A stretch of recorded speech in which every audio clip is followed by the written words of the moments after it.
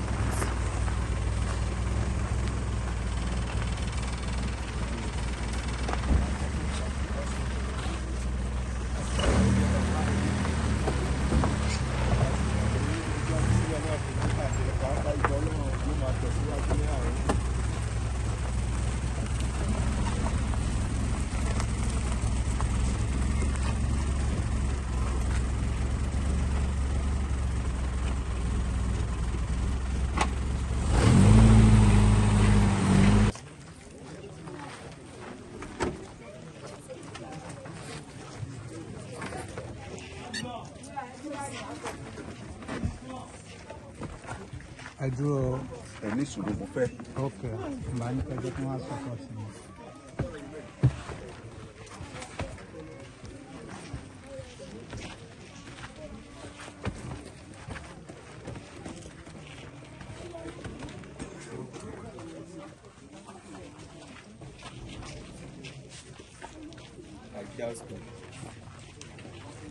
This one.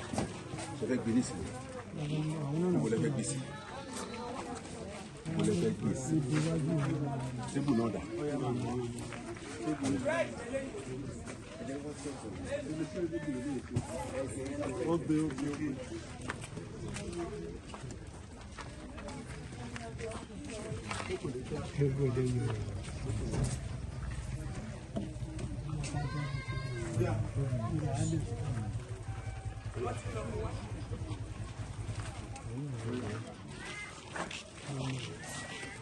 Fawasita, ma favor.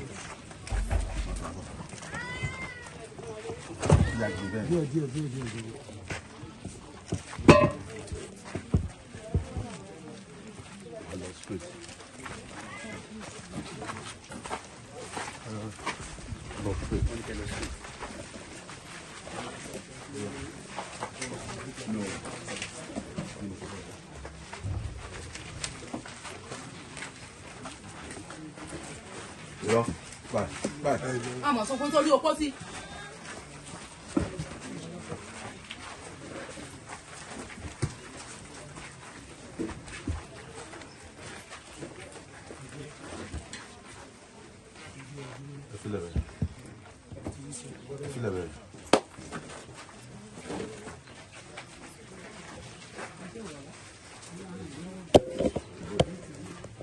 Praise the Lord. Hallelujah. Praise the living Jesus. Dúpẹ́ fún Ọlọ́run fún orí ọ̀fẹ́ tó tún fún bàbá nígbà tí wọ́n sì wà ní ayé. Ó tún àkókò láti ṣe ẹ̀yẹ.